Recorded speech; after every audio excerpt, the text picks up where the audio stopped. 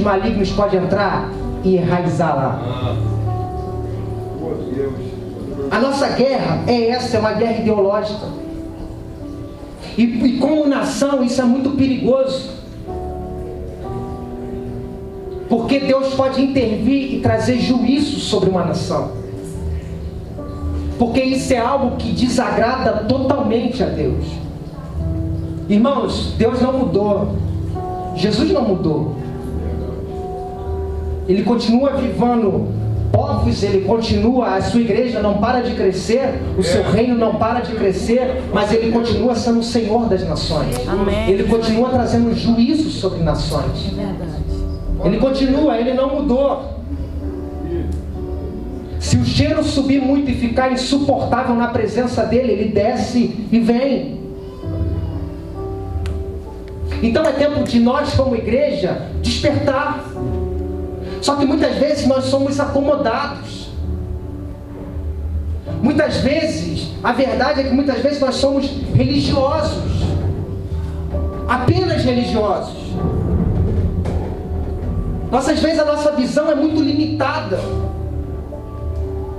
E se você for perceber, você vai ver que a igreja, ela sempre espera para depois contra-atacar. A gente muitas vezes espera acontecer para depois contra-atacar. Só que se você for ler na Bíblia, você vai ver que normalmente as guerras contra as trevas sempre foi Deus que iniciou. Lá no Éden, quando Deus falou para a serpente: olha, tu vai rastejar, só que eu vou trazer inimizade entre você e a mulher, entre o descendente, os seus descendentes e o descendente dela, e o descendente dela vai pisar na tua cabeça. Quem fez guerra contra as trevas primeiro, irmão, foi Deus. Deus sempre inicia, porque Ele sabe que se a gente se acomodar e parar, as trevas prevalecem. Então o Senhor, é um tempo que o Senhor está nos despertando para a unção profética que já está neste lugar. Amém. Nós somos um povo apostólicos e proféticos, amém? Amém. Você pode ser profeta na sua casa. Isso aí. Você pode profetizar. No Novo Testamento, na Nova Aliança, todos nós podemos profetizar. Existem profetas de ofício, ministério profeta, mas todos nós podemos ser proféticos. Todos nós podemos profetizar.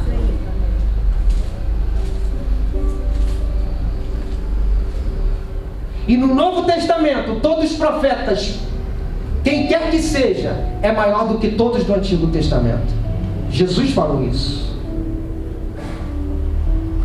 Será grande no reino dos céus.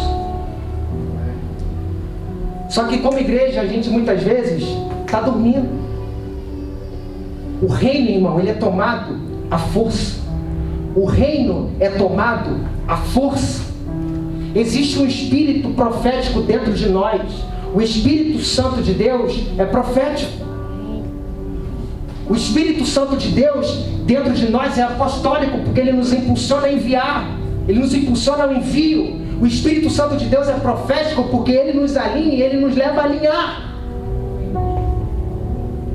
Só que Deus está nos despertando. Olhem suas casas, olhem suas famílias, olhem seus relacionamentos, o que os seus filhos estão ouvindo, o que os seus filhos estão assistindo. E o nosso problema muitas vezes, irmão, é ser omisso, é ser negligente. A gente fala que vai passar um tempo com a família e fica em casa sentado, mexendo no celular ou assistindo o jogo do Flamengo. E teu filho está com o celular do lado, ou vendo filme ou desenho na Netflix, aonde a menina se veste de menino. E o que nós temos feito como pais, né? O que nós temos feito como mães? E as trevas, meu irmão, é sutil. É sutil. E aquilo ali vai entrando, vai entrando, vai entrando, vai entrando.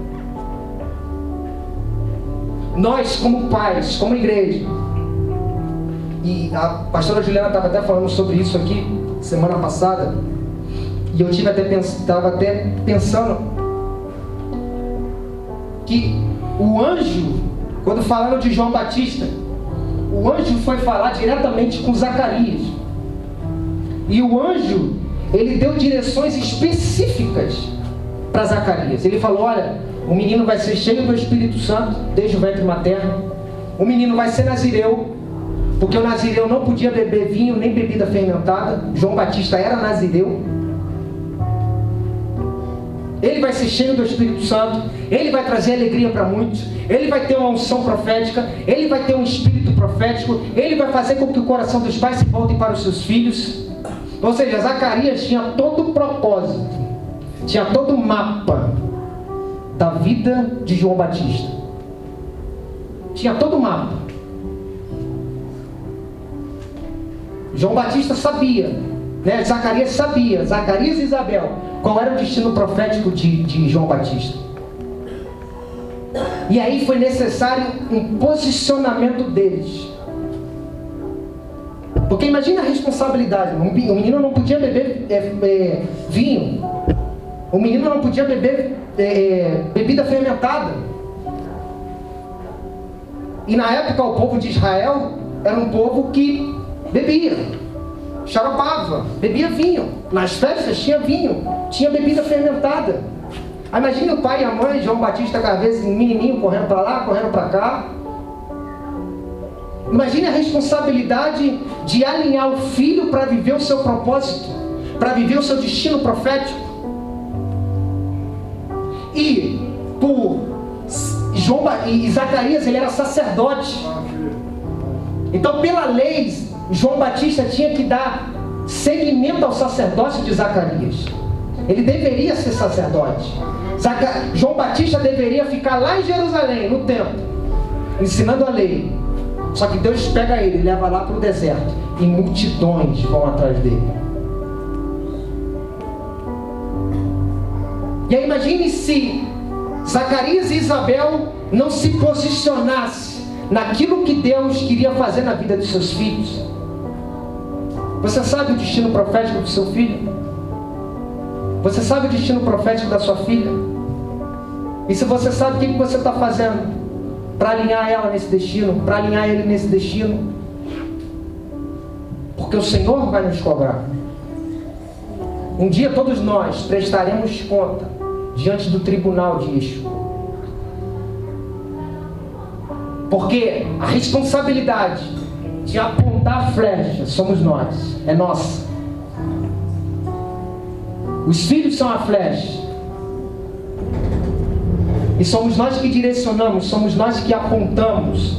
Mas é necessário conhecer Deus, conhecer o destino profético.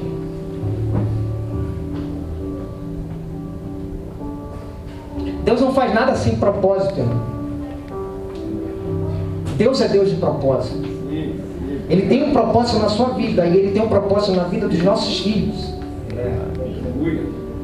E eu tive pensando, Deus vai enviar o profeta Elias, e ele fará com que o coração dos pais se convertam aos seus filhos, e o coração dos filhos se convertam aos seus pais.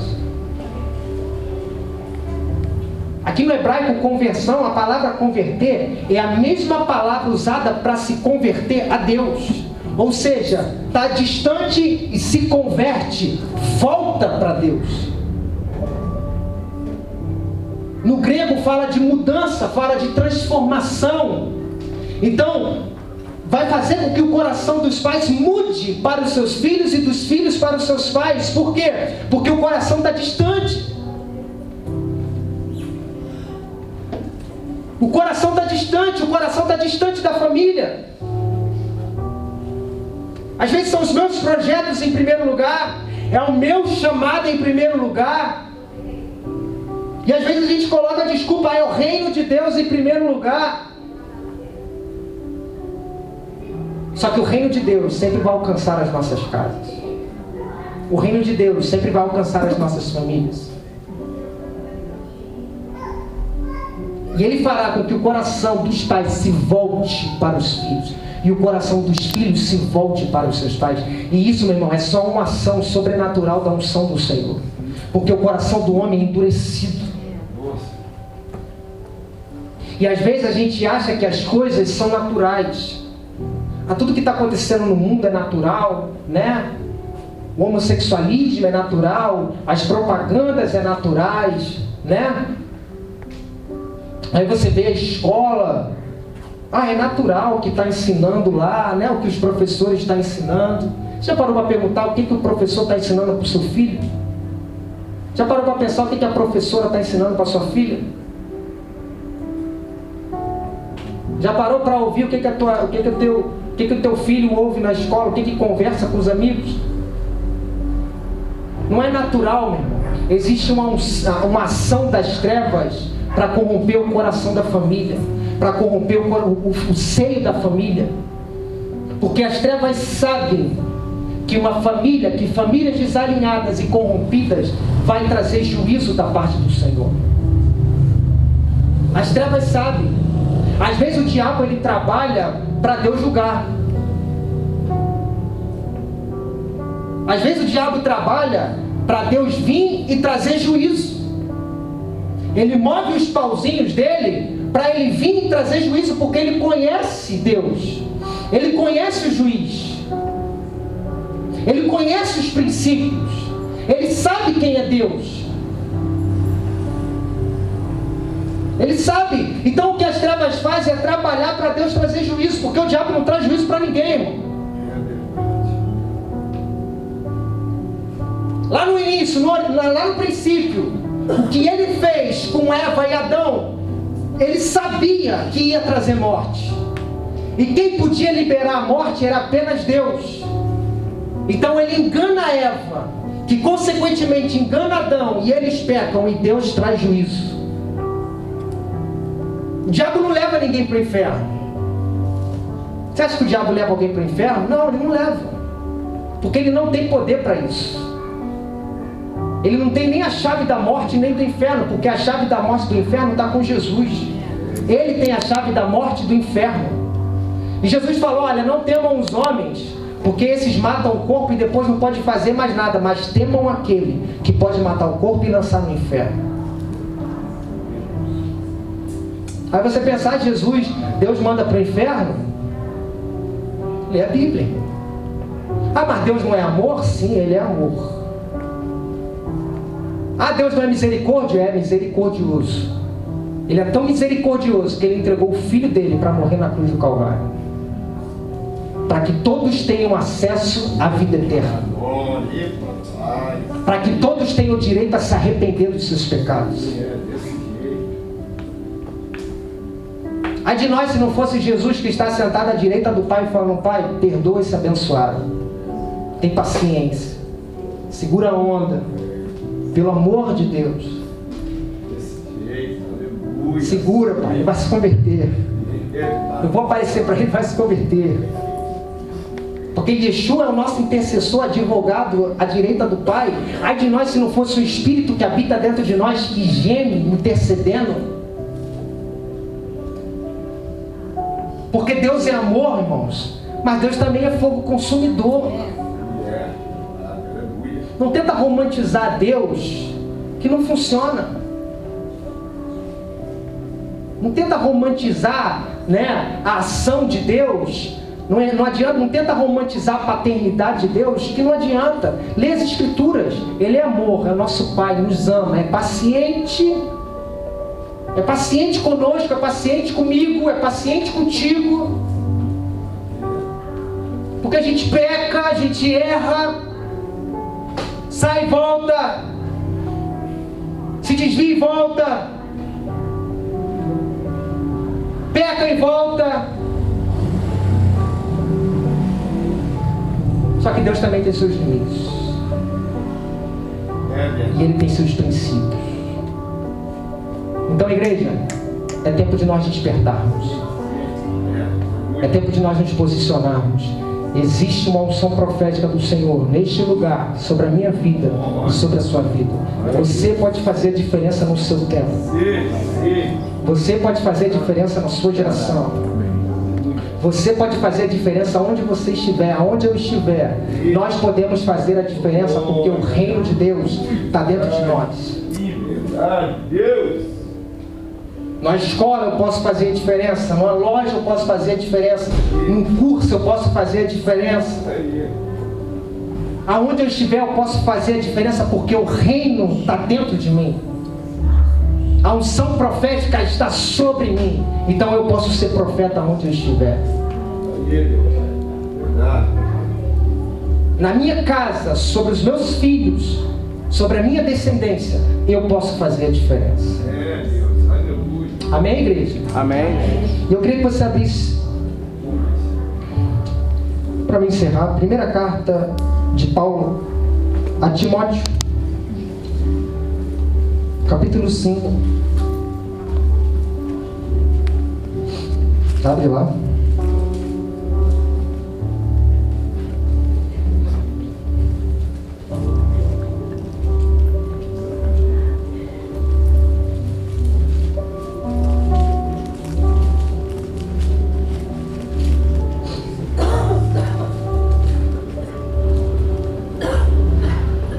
Primeira carta de Timóteo, capítulo 5, versículo 8.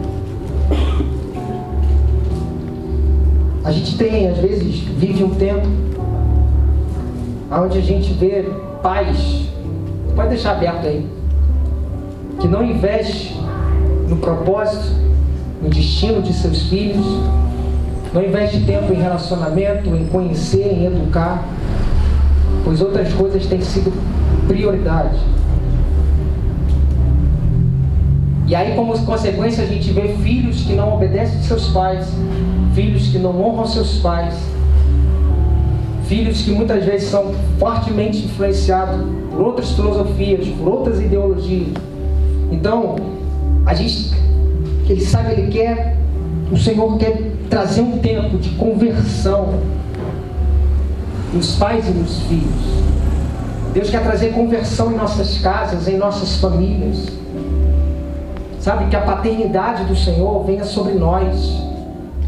Que a filiação de Yeshua venha sobre nós. Amém, Jesus. Porque o Pai é o nosso modelo. Amém. O Pai é o modelo de pai. E Jesus é o modelo de filho. Sim, Jesus. O modelo e o padrão que a gente precisa seguir está no reino eterno do Senhor. Os princípios que vão fazer com que a gente prospere e viva a eternidade, porque a visão do Senhor, irmãos, é além dessa terra. Muitas vezes nós só olhamos para essa terra, mas a visão do Senhor é sempre a eternidade. A terra é passageira, mas a vida eterna é conhecer a Deus e a Jesus a quem Ele enviou. Essa é a vida eterna. A vida eterna consiste em conhecer Deus e a Jesus a quem Ele enviou. Se a nossa esperança se resume a essa terra, a gente é um dos homens mais dignos de compaixão, porque existe uma eternidade.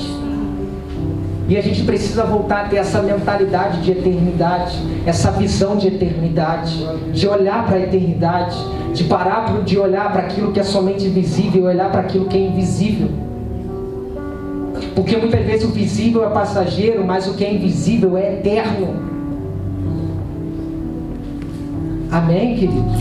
Amém.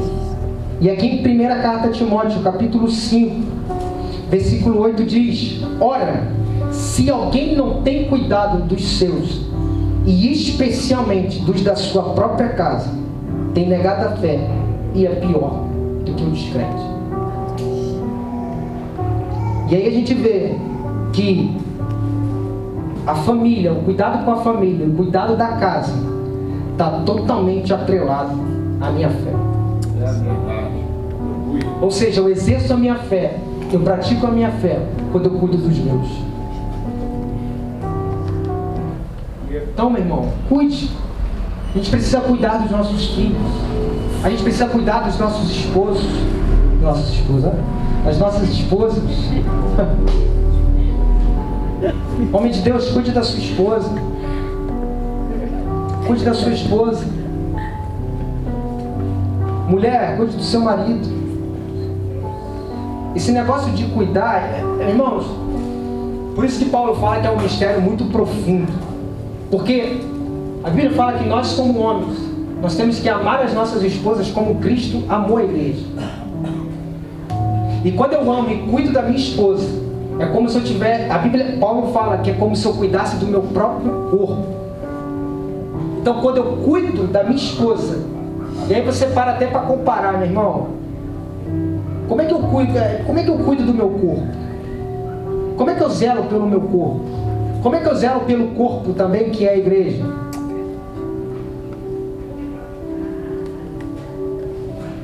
Porque cuidar da esposa é cuidar do corpo. E aí a gente tem que amar como Cristo amou a igreja. Porque o homem é o cabeça da mulher, da mesma forma como Cristo é o cabeça da sua igreja. E ser cabeça é dar destino. Ser cabeça é prover. Ser cabeça é governar. Ser cabeça é liderar. Ser cabeça é posicionar. Ser cabeça é alinhar. Ser cabeça é educar. Ser cabeça é exercer autoridade. Mediante o respeito, mediante a honra. E aí, como igreja, a gente precisa voltar. Como igreja, a gente precisa retornar. Porque isso está totalmente atrelado à minha fé. Toda vez que eu cuido da minha família, toda vez que eu cuido da minha casa, eu estou exercendo a minha fé. Eu estou exercendo a minha vida com Deus. E às vezes, né, não tem ninguém olhando, irmãos, mas Deus está olhando. O Pai está olhando. E é a Ele que você tem que agradar. E é a Ele que eu tenho que agradar. Eu não tenho que agradar a homens. Eu tenho que agradar ao meu Pai. Porque o meu Pai está olhando. Ele está olhando como é que eu me relaciono com a minha esposa. Ele está olhando como é que eu cuido da minha esposa. Ele está olhando como é que eu dialogo com a minha esposa. Será que eu estou... Que a gente fala, a gente precisa ser imitador de Cristo Jesus. Mas como é que... Será que eu imito Jesus dentro da minha casa?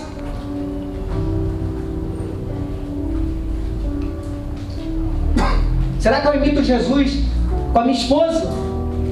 Como é que Jesus amou a igreja? Jesus se sacrificou por ela. Jesus morreu por ela. Então como é que eu vou imitar Jesus? Dentro da minha casa, dentro da minha família. É tempo de nós, irmãos, retornarmos. Porque o que adianta querer governar a casa de Deus se a família está desgovernada? Então é tempo do coração dos pais se converter aos seus filhos e o coração dos filhos se converter aos seus pais. Porque se isso não acontecer, o Senhor vem com maldição sobre a terra. O Senhor quer nos despertar. Amém, irmãos? O Senhor quer nos despertar. Yeshua vem. Yeshua vem. E a sua volta será terrível. Amém, irmãos? A sua volta será terrível. Terrível. Um dia desse eu estava conversando com o Marcelinho. A gente estava conversando sobre a questão da vinda de Jesus. Aí a gente vê os desenhos, né? Jesus voltando, aquela luz, né? Às vezes Jesus bonito, aí você vê os anjinhos tocando. Eu particularmente não imagino Jesus voltando assim. Eu imagino Jesus voltando tudo negro, tudo preto, raio para todo lado, uma trombeta tocando. E você pensa, meu Deus, o que está acontecendo? O céu abrindo. E agora? Porque a vida dele será terrível. Os poderosos desta terra vão se esconder nas cavernas e vão falar: caia sobre nós. Porque quem pode nos livrar da ira daquele que está sentado no trono? Quem pode nos livrar da ira do Cordeiro?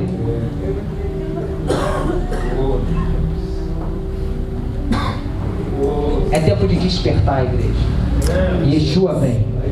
O dia do Senhor está próximo sobre as nossas vidas. Amém, irmãos? Amém. Glória a Deus. Aleluia. Se coloque de pé em nome de... Eita, glória a Deus. Se coloque de pé em nome de Jesus.